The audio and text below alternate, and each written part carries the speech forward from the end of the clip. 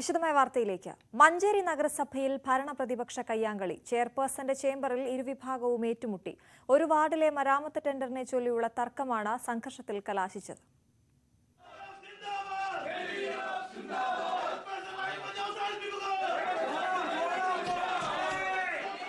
മഞ്ചേരി നഗരസഭയിലെ 24-ാം വാർഡിൽ റോഡ് പുനരുദ്ധാരണ പ്രവൃത്തി സംബന്ധിച്ചുള്ള തർക്കമാണ് കയ്യാങ്കളിയിലെത്തിയത്.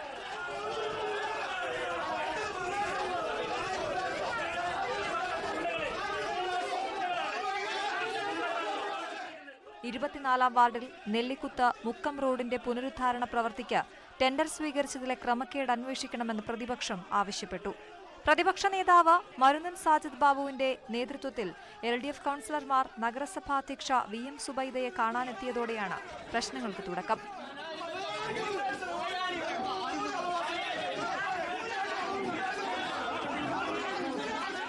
നിയമവിരുദ്ധമായി നഗരസഭാ രേഖകളിൽ തിരുത്തൽ വരുത്തിയാണ് ടെൻഡർ നൽകിയതെന്ന് പ്രതിപക്ഷം ആരോപിച്ചു. മുൻ നഗരസഭ സ്ഥിരം സമിതി അധ്യക്ഷനായ കബീറിനായിരുന്നു ടെൻഡർ നൽകിയത്. അഴിമതി അന്വേഷിക്കണമെന്നും കുറ്റക്കാർക്കെതിരെ നടപടിയെടുക്കണമെന്നും പ്രതിപക്ഷം ആവശ്യപ്പെട്ടു. എന്നാൽ ഇതിനെ പ്രതിരോധിച്ച് നഗരസഭാ ഉപാധ്യക്ഷ അഡ്വക്കേറ്റ് ബീന ജോസഫ് ഉൾപ്പെടെയുള്ള ഭരണപക്ഷ UDF കൌൺസിലർമാർ രംഗത്തുവന്നതോടെ ഇരുവിഭാഗവും തമ്മിൽ വാക്കേറ്റവും കയ്യാങ്കളിയുമായി.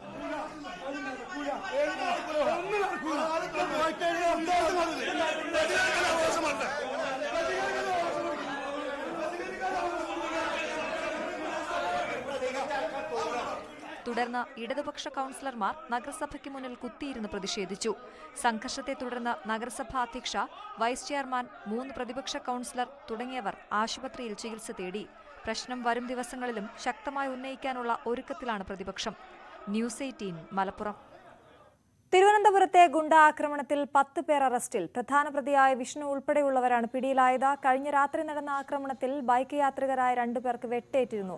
കാറിലെത്തിയ സംഘം ബൈക്ക് ഇടിച്ചു തെറിപ്പിച്ച ശേഷം യുവാക്കളെ ആക്രമിക്കുകയായിരുന്നു. മുൻവൈരാഗ്യമാണ് ആക്രമണത്തിന് കാരണം. മലപ്പുറം ഇരുമ്പിളിയത്ത് ഇടിമിന്നലേറ്റ വീടിന് കേടുപാടുകൾ സംഭവിച്ചു. നിസ്സാര പരിക്കുകളോടെ വീട്ടിലുണ്ടായിരുന്നവർ അത്ഭുതകരമായി രക്ഷപ്പെട്ടു. മലപ്പുറം ഇരുമ്പിളിയം പഞ്ചായത്തിലെ കൊടുമുടിയിലാണ് സംഭവം. മിന്നലേറ്റതിനെ തുടർന്ന് വീടിന്റെ കോൺക്രീറ്റ് പലയിടത്തും അടർന്നു വീണു. വയറിംഗ് കത്തി നശിച്ചു.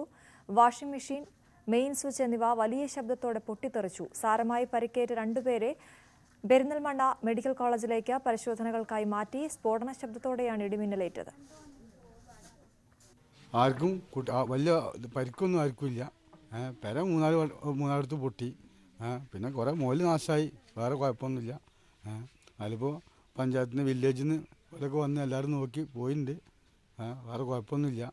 ഞാൻ ഇതേമാർക്ക് അകത്തുനിന്ന് വലിയ അലാക്കിൽ വെടിമരുന്ന് തീ കൊടുത്ത മാർക്കായിരുന്നു അലാക്കിലെ ഒച്ച. എനിക്കെന്നെ ആകെ ബോധമില്ലാതായി. അതിട്ടാണ് ആ പുഴ പൊട്ടിയേക്ക് അടുക്കള ഉള്ളിൽ നിന്നാണ് പൊട്ടിയത്. അപ്പോൾ നിൽക്കാനാകെ ഒരു ബോധമില്ലാതായി. കനത്ത മഴയെ തുടർന്നുണ്ടായ മലവെള്ളപ്പാച്ചിലിൽ പാലക്കാട് അട്ടപ്പാടിയിൽ പുനർനിർമ്മാണത്തിലിരുന്ന ഓവുപാലം ഒലിച്ചുപോയി. പുതൂർ പഞ്ചായത്തിലെ ചാളയൂരിലാണ് സംഭവം. ഇതോടെ ചാവടിയൂർ മുള്ളി ഭാഗത്തേക്കുള്ള റോഡ് ഗതാഗതം തടസ്സപ്പെട്ടു.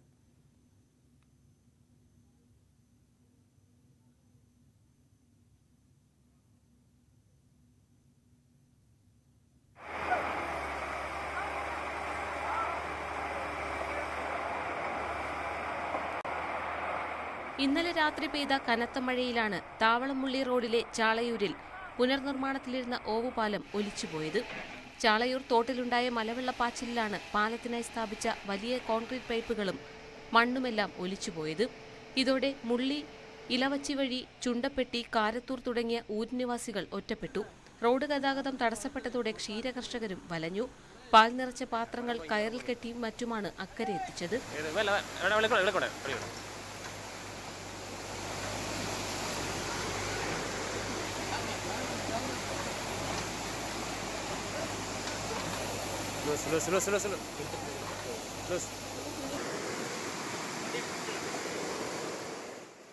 റോഡ് ഗതാഗതം പുനഃസ്ഥാപിക്കാനുള്ള ശ്രമത്തിലാണ് അധികൃതർ. ഇതിനിടെ ഓവുപാലത്തിന്റെ പുനർനിർമ്മാണത്തിൽ അപാകതയുണ്ടെന്ന് നാട്ടുകാർ ആരോപിച്ചു. പൈപ്പില്ലാതെ മണ്ണിടാൻ പാടില്ല. പൈപ്പിട്ട് മണ്ണിടണം. ഇത് മണ്ണിട്ടില്ലെങ്കിൽ ആ താഴെ അവിടെ ഒരു വീടുണ്ട്. ആ വീട് പോയാൽ നിങ്ങൾ ഉത്തരവാദിത്വം പറയേണ്ടി വരുമെന്ന് അങ്ങനെ ഞാൻ പറഞ്ഞു. അതിൻ്റെ ശേഷമാണ് അവർ വന്നിട്ട് കൊണ്ടിട്ട് അവിടെ ഒരു പൈപ്പ് കൊണ്ടിട്ടു. പിന്നെ അവരടുത്ത് കണ്ടപ്പോൾ ഞാൻ പറഞ്ഞു ഒരു പൈപ്പ് ഉണ്ടെന്ന് താങ്ങില്ല. ആ പാലത്തിൻ്റെ മുകളിൽ കൂടെ പഴയ പാലം ഉണ്ടായിരുന്നു, അതിൻ്റെ മുകളിൽ കൂടെ വെള്ളം കയറുന്ന സ്ഥലമാണ് ഇവിടെ. പറഞ്ഞിട്ട് അവർ കേൾക്കാതെ അവിടെ മണ്ണിട്ട് വെച്ചുകൊണ്ടാണ്, കുറച്ച് മണ്ണിട്ട് വെച്ചുകൊണ്ടാണ് ഇന്നത്തെ ഇപ്പോൾ ഇത്രയും സംഭവിച്ചത്. അട്ടപ്പാടിയിൽ നിന്നും ഊട്ടിയിലേക്കുള്ള പാത കൂടിയാണിത്. അതുകൊണ്ട് തന്നെ റോഡ് ഗതാഗതം തടസ്സപ്പെട്ടത് നിരവധി യാത്രക്കാരെയാണ് വലച്ചത്. ന്യൂസ് 18 പാലക്കാട്. കൊച്ചിയിൽ ഇന്നലെ വാഹനാപകടത്തിൽ മരിച്ച മുൻ മിസ് കേരള അൻസി കബീറിന്റെ മൃതദേഹം ഖബറടക്കി. ആലങ്കോട് ജുമാഅത്തിലായിരുന്നു ഖബറടക്കം. അൻസിയുടെ മരണത്തെ തുടർന്ന് ആത്മഹത്യയ്ക്ക് ശ്രമിച്ച അമ്മ റസീന സ്വകാര്യ ആശുപത്രിയിൽ ചികിത്സയിലാണ്. ഇന്നലെ പുലർച്ചെ 1 മണിയോടെ എറണാകുളം ബൈപ്പാസിൽ വൈറ്റിലയ്ക്കടുത്താണ് ആൻസിയും സുഹൃത്ത് അഞ്ജനയും സഞ്ചരിച്ചിരുന്ന കാർ അപകടത്തിൽപ്പെട്ടത്. ആൻസിയുടെ മൃതദേഹം ഇന്നലെ രാത്രി കൊച്ചിയിൽ നിന്നും ആലങ്കോട് എത്തിച്ചിരുന്നു. വിദേശത്തായിരുന്ന അച്ഛൻ കബീർ ഇന്ന് പുലർച്ചെയാണ് നാട്ടിലെത്തിയത്. തുടർന്ന് ആലങ്കോട് ജുമാഅത്തിൽ സംസ്കാര ചടങ്ങുകൾ നടന്നു. മുൻ മിസ് കേരളയും മിസ് സൗത്ത് ഇന്ത്യയുമായ അൻസി കബീറിന്റെ മരണത്തിന്റെ ഞെട്ടലിലാണ് ജന്മനാടായ ആലങ്കോട്. കബീർ റസീന ദമ്പതികളുടെ ഏകമകളായ ആൻസി പഠനകാലം മുതൽ തന്നെ മോഡലിംഗ് ഇഷ്ടപ്പെട്ടിരുന്നു. മോഡലിംഗിൽ കൂടുതൽ ശ്രദ്ധിക്കാനാണ് കൊച്ചിയിലേക്ക് താമസം മാറ്റിയത്. കഴക്കൂട്ടം മരിയൻ എഞ്ചിനീയറിംഗ് കോളേജിൽ പഠിക്കുമ്പോൾ മുതൽ മോഡലിംഗിൽ സജീവമായിരുന്നു. പഠനം പൂർത്തിയാക്കി ടെക്നോ പാർക്കിലെ ഇൻഫോസിസ് ക്യാമ്പസിൽ ജോലി നേടിയപ്പോഴും മോഡലിംഗ് തുടർന്നു. 2019 മിസ് കേരളയായി തെരഞ്ഞെടുക്കപ്പെട്ട ആൻസി 2021 മിസ് സൗത്ത് ഇന്ത്യ പട്ടവും സ്വന്തമാക്കിയിരുന്നു. ആൻസിയുടെ വിയോഗ വാർത്തയറിഞ്ഞ് ആത്മഹത്യയ്ക്ക് ശ്രമിച്ച മാതാവ് റസീന തിരുവനന്തപുരത്തെ സ്വകാര്യ ആശുപത്രിയിൽ തുടരുകയാണ്. ന്യൂസ് 18 ആറ്റിങ്ങൽ. ഇന്ധനവിലയിൽ പ്രതിഷേധിച്ച് യൂത്ത് കോൺഗ്രസ് പ്രവർത്തകർ ട്രെയിൻ തടഞ്ഞു. യൂത്ത് കോൺഗ്രസ് പാറശാല നിയോജക മണ്ഡലം കമ്മിറ്റിയുടെ നേതൃത്വത്തിൽ പാറശാല റെയിൽവേ സ്റ്റേഷനിൽ അനന്തപുരി എക്സ്പ്രസ് ആണ് തടഞ്ഞത്. 20 മിനിറ്റോളം ട്രെയിൻ പിടിച്ചിട്ടു. പ്രവർത്തകരെ റെയിൽവേ പോലീസും പാറശാല പോലീസും ചേർന്ന് അറസ്റ്റ് ചെയ്ത് നീക്കി.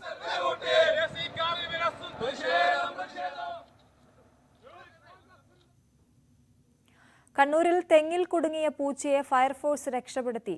കുന്നോത്തുപറമ്പ് നടുവിലെ പുരയിൽ നാണുവിന്റെ വീട്ടിലെ തെങ്ങിലാണ് പൂച്ച കുടുങ്ങിയത്.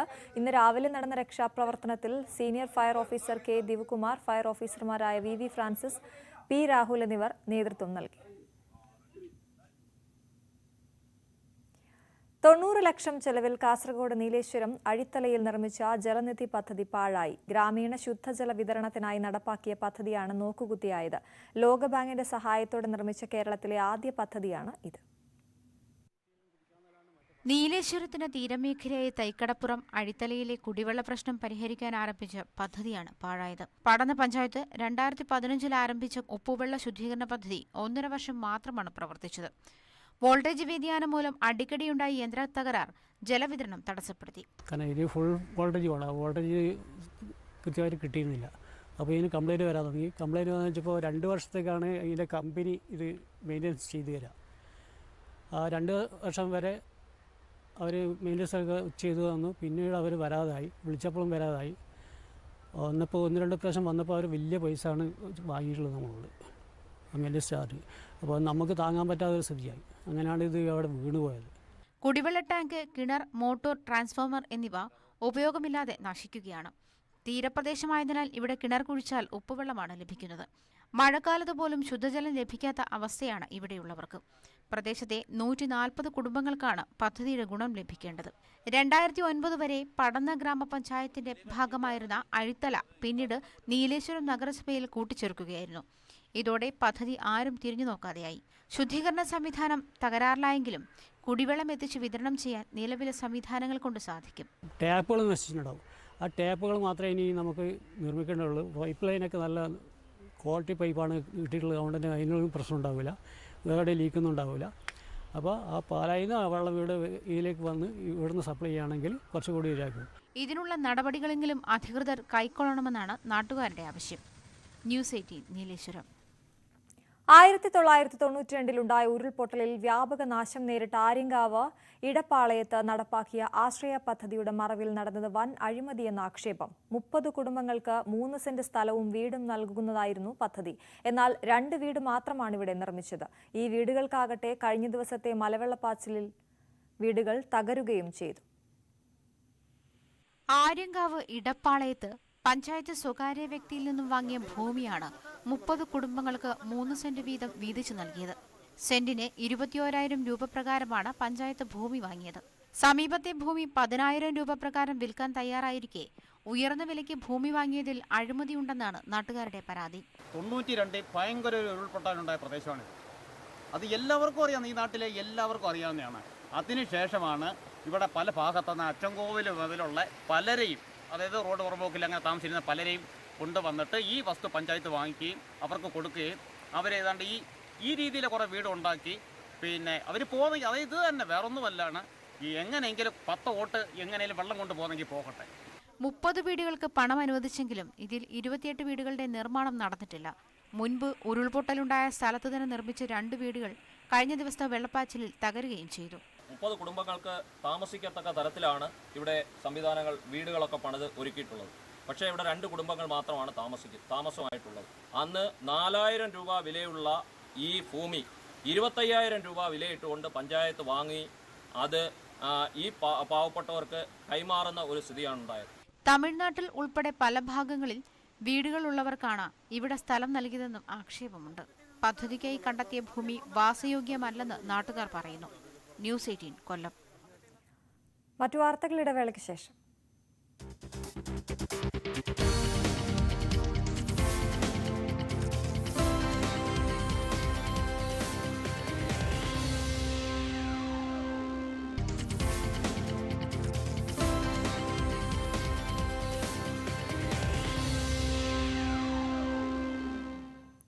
നാട്ടുവർത്തമാനം തുടരുന്നു. LDF പ്രഖ്യാപിത നയത്തിനെതിരായ വനം വകുപ്പിൽ അകാരണ പിരിച്ചുവിടലും പിൻവാതിൽ നിയമനവും നടത്തുന്നതിനെതിരെ പ്രതിഷേധം. Kerala state forest workers union സമരത്തിന് നേതൃത്വം നൽകി കോട്ടൂർ അഗസ്ത്യവനം റേഞ്ച് ഓഫീസിന് മുന്നിൽ സംഘടിപ്പിച്ച പ്രതിഷേധ മാർച്ചും ധർണയും AITUC ജില്ലാ സെക്രട്ടറിയും Kerala state forest workers union സംസ്ഥാന വൈസ് പ്രസിഡന്റുമായ മീനങ്കൽ കുമാർ ഉദ്ഘാടനം ചെയ്തു. ഇടുക്കിയിലെ തമിഴ്നാട് അതിർത്തി മേഖലയിൽ കാട്ടാന ശല്യം രൂക്ഷമാകുന്നു. നെടുങ്കണ്ടം അണക്കരമെട്ടിൽ ഇറങ്ങിയ കാട്ടാനക്കൂട്ടം ഏക്കർ കണക്കിന് ഏലം കൃഷി നശിപ്പിച്ചു. കുട്ടിയാന ഉൾപ്പെടെ 4 ആനകളാണ് ജനവാസ മേഖലയിൽ ഇറങ്ങിയത്. തമിഴ്നാട് വനമേഖലയോട് ചേർന്ന് സ്ഥിതി ചെയ്യുന്ന പ്രദേശമാണ് അണക്കരമെട്ട്. വനമേഖലയിൽ നിന്നും രാത്രികാലങ്ങളിൽ എത്തുന്ന കാട്ടാനകൾ പ്രദേശത്ത് തമ്പടിക്കുന്നത് പതിവാണ്. കഴിഞ്ഞ ദിവസം കൃഷിയിടങ്ങളിലേക്ക് എത്തിയ കാട്ടാനകൾ വിവിധ മേഖലകളിലായി 10,000-ഓളം ഏലച്ചെടികൾ നശിപ്പിച്ചു. വാഴ, കമുക് തുടങ്ങിയ വിളകളും നശിപ്പിച്ചിട്ടുണ്ട്. ഞാൻ നോക്കും വീടിൻ്റെ മുറ്റത്ത് നിൽക്കുക 2 ആന, റോഡ് സൈഡിൽ വാഴ പിടിക്കുന്നത്. അങ്ങനെ അത് പിന്നെ ബാക്കിയെല്ലാം നോക്കും. പിന്നെ നോക്കുമ്പോൾ 4 ആന ഉണ്ടായിരുന്നു. മൊത്തം നശിപ്പിച്ച് ഒരു പരുവം അകീർത്തിയേക്കാണ്. എത്ര ചെടി പോയി കാണാം? ഇവിടെ 10 കുടുംബക്കാരുടെ സ്ഥലത്ത് കയറിയിട്ടുണ്ട്. എല്ലാവരും ഒരു 10,000 ചെടിക്ക് വേണ്ടി പോയിട്ടുണ്ട്. മേഖലയിലെ 10 കർഷകരുടെ ഭൂമിയിലാണ് നാശനഷ്ടങ്ങൾ സംഭവിച്ചിരിക്കുന്നത്. കൃഷി ആവശ്യത്തിനായി സ്ഥാപിച്ചിരുന്ന ജലവിതരണ പൈപ്പുകളും നശിപ്പിച്ചു. സ്ഥിരമായ കൃഷി നശിപ്പിച്ചിട്ടും ഒരു നഷ്ടപരിഹാരവും കർഷകർക്ക് ലഭിക്കുന്നില്ല. സാർ, ആന നിരന്തരം ഇവിടെ ശല്യമായിട്ട് വരിക. 4 ആനയാണ് വരുന്നത്. ആന ഇത് ഇന്നലെ ഞങ്ങളിവിടെ ആന ഓടിക്കുകയാണ്. ഞങ്ങൾ ഇറങ്ങിയിട്ട് ഞങ്ങൾ ഓടിക്കുക. ഇത് പുറത്തുകാർ വന്നിട്ട് ഇവിടെ ഇത് പിന്നെ ബൈലൈറ്റ് ഒക്കെ ചെയ്യാമെന്ന് പറഞ്ഞിട്ട് ഇവിടെ പിന്നെ കമ്പി വരി ഇടാന്നൊക്കെ പറഞ്ഞ് ഇതൊന്നും ഇതുവരെ ചെയ്തിട്ടില്ല. പിന്നെ ഇത് ഒരുപാട് നാശനഷ്ടങ്ങളുണ്ട്. ഒരു സഹായങ്ങൾ ആർക്കും കിട്ടുന്നില്ല. രാത്രികാലങ്ങളിൽ വീടിന് സമീപം വരെ കാട്ടാനകൾ എത്തുന്ന സാഹചര്യമാണ് നിലവിലുള്ളത്. പടക്കം പൊട്ടിച്ച് വലിയ ശബ്ദമുണ്ടാക്കിയാലും ഇവ കൃഷിയിടങ്ങളിൽ നിന്നും മടങ്ങാൻ തയ്യാറാകുന്നില്ല. ന്യൂസ് 18 നെടുങ്കണ്ടം. പയ്യന്നൂരിൽ 3 ദിവസം മുമ്പ് കാണാതായ കാർപ്പന്റർ തൊഴിലാളിയുടെ മൃതദേഹം ഒളവറപ്പുഴയിൽ കണ്ടെത്തി. ഒറ്റപ്പാലം സ്വദേശി സുനിലിന്റെ മൃതദേഹമാണ് ഒളവറപ്പാലത്തിന് സമീപം കണ്ടെത്തിയത്. കവ്വായിലെ സ്ഥാപനത്തിൽ ജോലി ചെയ്തിരുന്ന സുനിൽ നാട്ടിൽ പോകുന്നതിനായി ടിക്കറ്റ് ബുക്ക് ചെയ്തിരുന്നു. നാട്ടിൽ പോകുന്നതിന്റെ തലേദിവസം ഇയാൾ പുഴക്കരയിൽ നിന്ന് മീൻ പിടിക്കുന്നതായി കണ്ടവരുണ്ട്. പിന്നീട് കാണാതായതിനെ തുടർന്ന് പയ്യന്നൂരിൽ സുഹൃത്തുക്കൾ പോലീസിന് പരാതി നൽകിയിരുന്നു. ഇതിനിടയിലാണ് മൃതദേഹം പുഴയിൽ കണ്ടെത്തിയത്. മൃതദേഹത്തിന്റെ വലത് കണ്ണിനും ചെവിക്കുമിടയിൽ പരുക്കുകളുണ്ട്.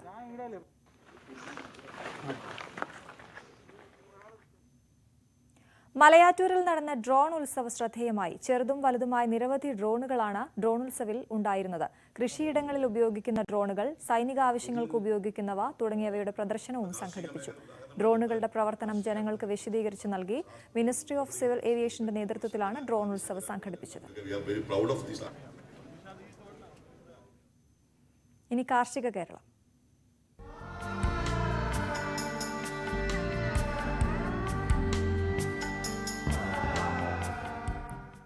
കൊട്ടാരക്കര ഇരണൂർ ചങ്ങാലിവാരം ഏലായിൽ കൊയ്ത്തുത്സവം നടന്നു. യുവാക്കളും ജനപ്രതിനിധിയും ചേർന്നാണ് നെല്ല് കൊയ്തെടുത്തത്. കഴിഞ്ഞ ലോക്ക്ഡൌൺ കാലത്തെ അധ്വാനമാണ് കൊയ്തെടുത്തത്.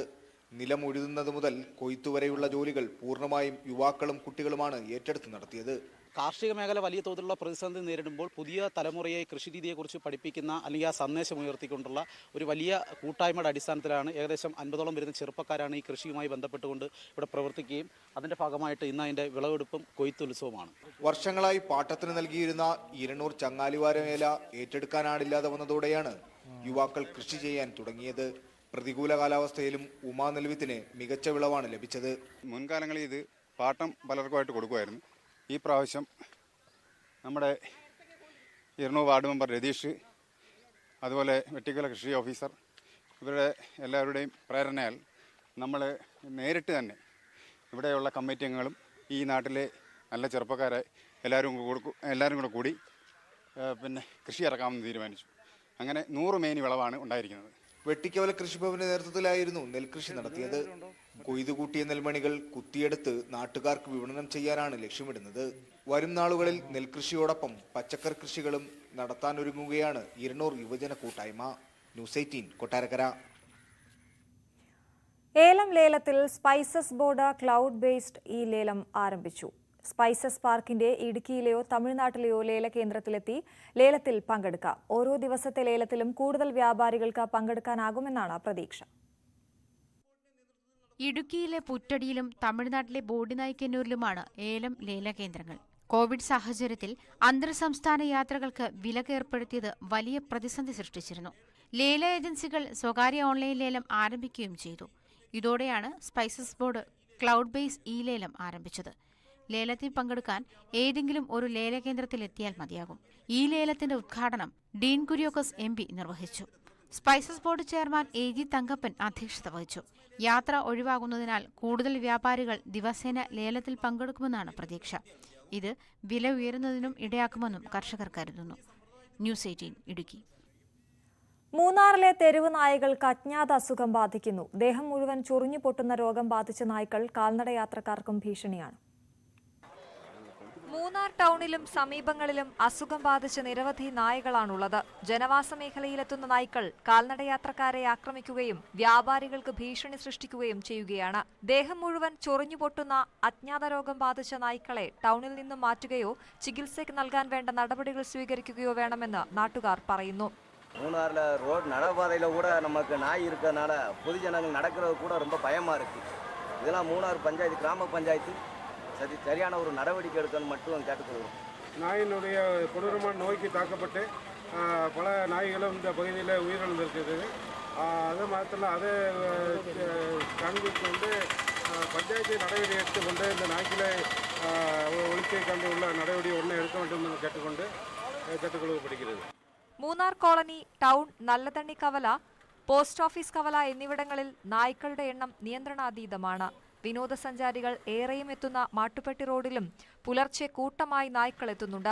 അക്രമകാരികളായ നായ്ക്കളെ ടൗണിൽ നിന്നും മാറ്റാൻ അടിയന്തരമായി പഞ്ചായത്ത് ശ്രമിക്കണമെന്നാണ് ആവശ്യം. ന്യൂസ് 18 മൂന്നാർ.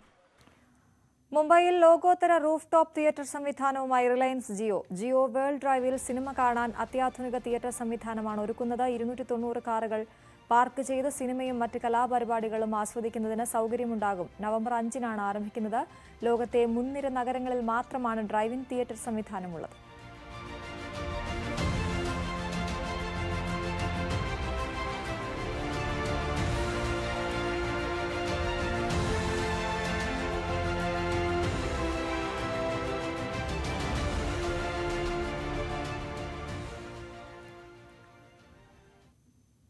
ദീപാവലി സമ്മാനമായി കുറഞ്ഞ വിലയ്ക്ക് ജിയോയുടെ നെക്സ്റ്റ് വിപണിയിലെത്തുന്നു. ആർക്കും ഏത് ഭാഷയിലും അനായാസം കൈകാര്യം ചെയ്യാൻ കഴിയുന്ന സ്മാർട്ട് ഫോൺ എന്നതാണ് സവിശേഷത.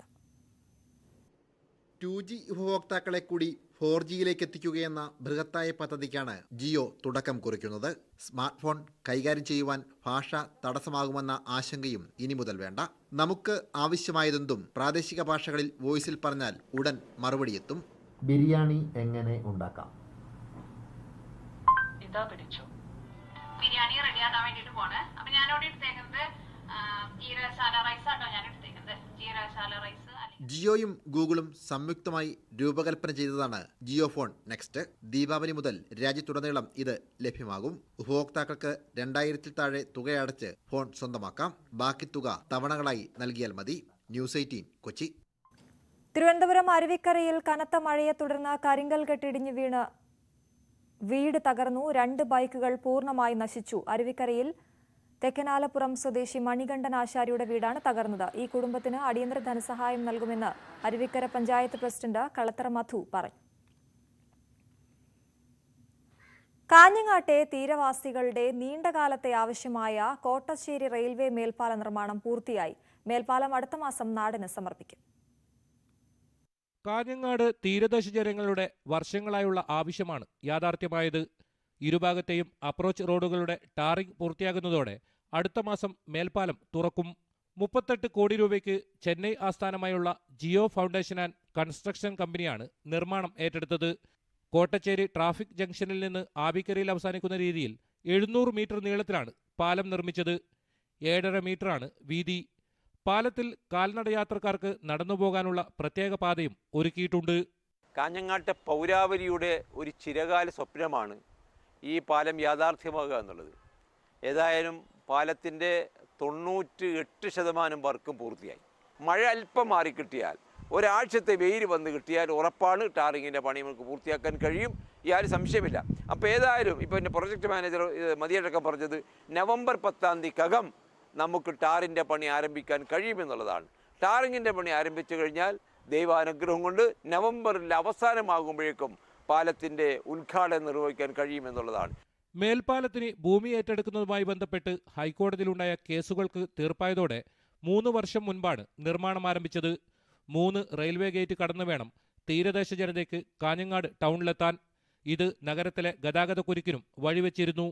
2018 സെപ്റ്റംബർ 5-നാണ് പാലം നിർമ്മാണം ആരംഭിച്ചത്. 18 മാസത്തിനുള്ളിൽ പൂർത്തീകരിക്കാനായിരുന്നു കരാറെങ്കിലും കോവിഡ് നിയന്ത്രണത്തെ തുടർന്ന് നിർമ്മാണം വൈകുകയായിരുന്നു. ന്യൂസ് 18 കാസർഗോഡ്. രാജ്യത്തെല്ലാവരും വാക്സിൻ എടുത്ത് കോവിഡിനെ പ്രതിരോധിക്കാൻ സജ്ജരാണെന്ന് ഉറപ്പാക്കാൻ നെറ്റ്വർക്ക് 18 പ്രതിജ്ഞാബദ്ധമാണ്. അതിനായുള്ള ബോധവൽക്കരണമാണ് ഫെഡറൽ ബാങ്കുമായി ചേർന്ന് നടത്തുന്ന Sanjeevani campaign. Health expert Apollo 24/7 ഈ ദൌത്യത്തിൽ പങ്കാളിയാകുന്നു. കൂടുതൽ വിവരങ്ങൾക്ക് moneycontrol.com/sanjeevani എന്ന വെബ്സൈറ്റ് സന്ദർശിക്കുക. നാട്ടുവർത്തമാനം പൂർണ്ണമാകുന്നു. നമസ്കാരം.